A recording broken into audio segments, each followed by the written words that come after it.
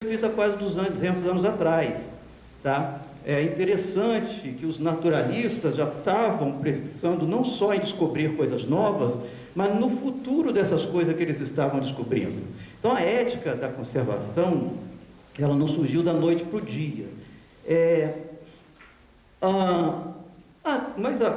No século XX aconteceu um fenômeno que está ligado então ao tema dessa palestra, já devem estar perguntando, e aí? E as unidades de conservação?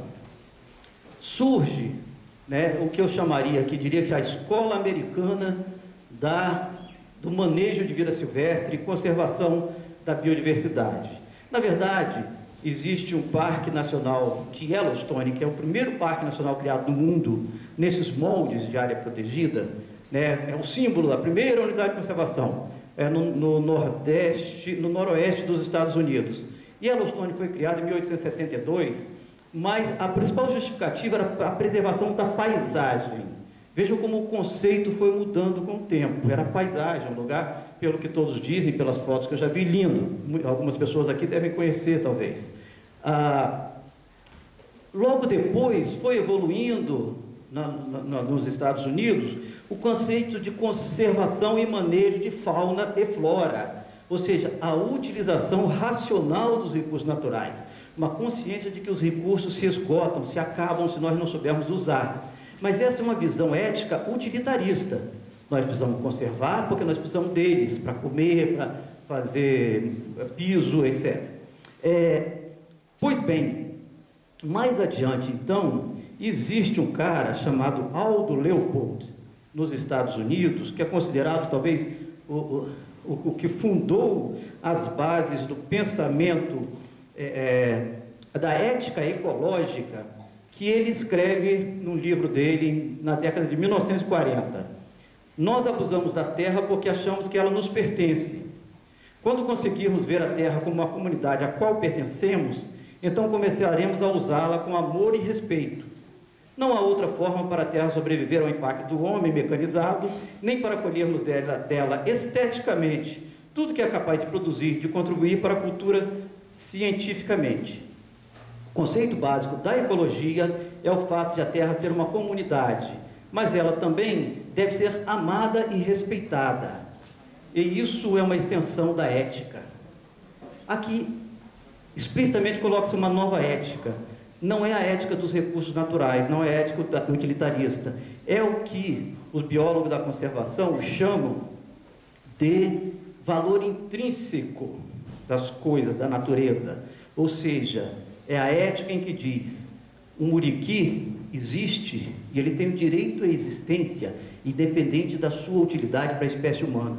E eu vou dizer para vocês, eu sou especialista em muriqui, trabalho com muriqui há 10 anos. Qual a utilidade do muriqui para a espécie humana? Sob o ponto de vista prático, nós não vamos comê-lo, nós não vamos utilizá-lo economicamente, provavelmente para quase nada, talvez para o ecoturismo, etc. Mas isso é pequeno.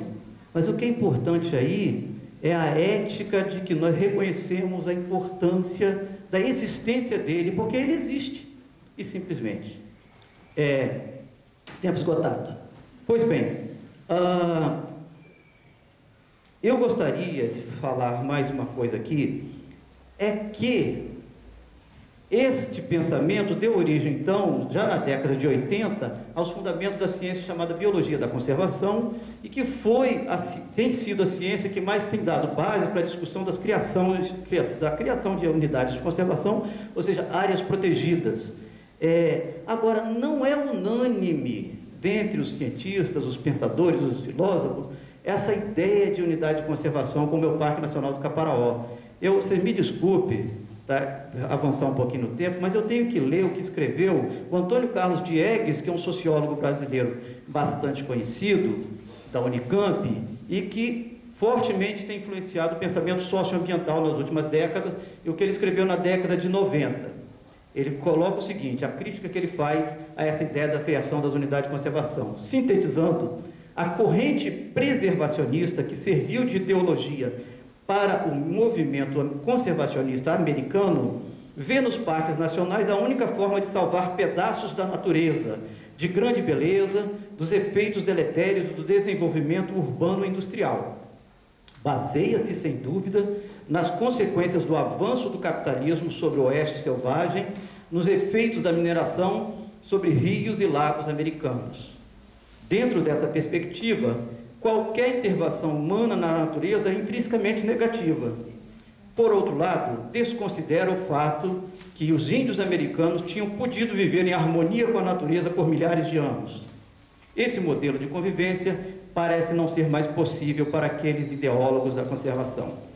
Basicamente, esse livro do Antônio Carlos Jacques é muito interessante, deve ser lido. Ele faz um histórico muito importante do pensamento, da conservação, etc., embora a tese principal dele eu não concordo, né? E a maioria da escola conservacionista brasileira também não concorda.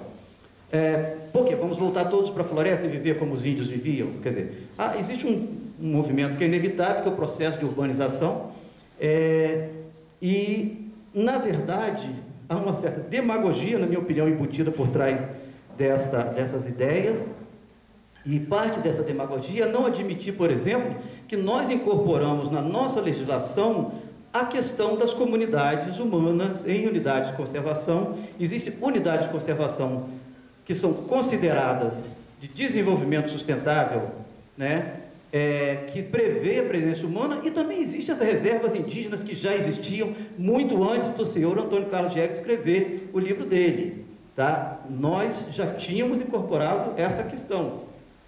Agora, eu só vou finalizar dizendo o seguinte: o SNUC, que é o Sistema Nacional de Unidade de Conservação, tem a lei do SNUC, aprovada em 2000, não é isso?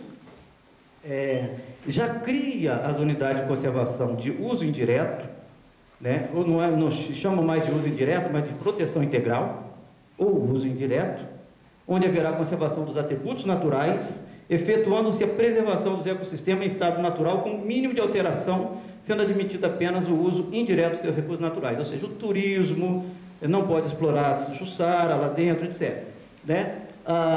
E as de conservação de uso sustentável. Mas leia-se aquelas em que você pode ter populações humanas vivendo em atividades de baixo impacto. Sem impacto, eu duvido. E o problema é o seguinte: ser humano é ser humano, tá? As pessoas, esse está sendo o problema, Valdomiro, das UCs de desenvolvimento sustentável, porque os jovens não querem mais viver da economia de subsistência, mesmo dentro de uma UC de desenvolvimento sustentável. Existe um artigo publicado na revista Natureza e Conservação, intitulado A Insustentável Leveza das Reservas de Desenvolvimento Sustentável, que discute esse problema, que no momento que você atinge um certo nível de vida, você quer um pouco mais, né? Você quer agora a internet. Por que não? Vocês não querem? Por que o cara que vive lá não quer também? Você quer energia elétrica, e vai por aí. Não é tão simples assim. Pois bem, como eu já invadi muito tempo de todos nós aqui, eu queria concluir o seguinte: no Brasil, quando se fala de unidade de conservação, nós tivemos o passado, que era a ideia de criar redomas, lugares isolados em que você cercava, fechava, evitava a presença humana e deixava para que evoluísse a vida, preservasse os animais, os muriquis, as onças pintadas, as plantas, as orquídeas e bromélias, mas ninguém podia chegar. Depois nós estamos agora numa nova fase, que é a fase dos corredores ecológicos, ou seja, as unidades de conservação são vistas como nós, dentro de um sistema, né, em que propriedades privadas, presença humana tem que ser trabalhada, tem que ser administrada, e você tem que precisamos criar paisagens mais amigáveis para o fluxo gênico das plantas e animais. Nós vivemos nesse momento, e estamos agora, talvez, evoluindo para um novo momento, que é como conciliar a filosofia dos chamados PSAs, que são os pagamentos por serviços ambientais, né, de quem conserva a mata, etc., com uma coisa que é o principal aspecto que eu queria falar aqui hoje, que é a ética, que é a valorização da diversidade biológica, da diversidade cultural, da diversidade da paisagem. Da mesma forma que o ser humano evoluiu um cérebro que aprecia artes, que quer saber o que aconteceu há 15 bilhões de anos atrás e o que vai acontecer daqui a 15 bilhões, nós temos um cérebro que valoriza a vida, as plantas e os animais, independente deles serem úteis para nós. Nós não podemos esquecer esse aspecto, porque estamos voltando ao discurso meramente utilitarista da preservação dos recursos naturais. Nós temos que conciliar essas duas coisas, no meu entendimento. Isso passa por todo o trabalho no entorno dos parques, reservas, ou seja, da Unidade de Conservação Brasileiras.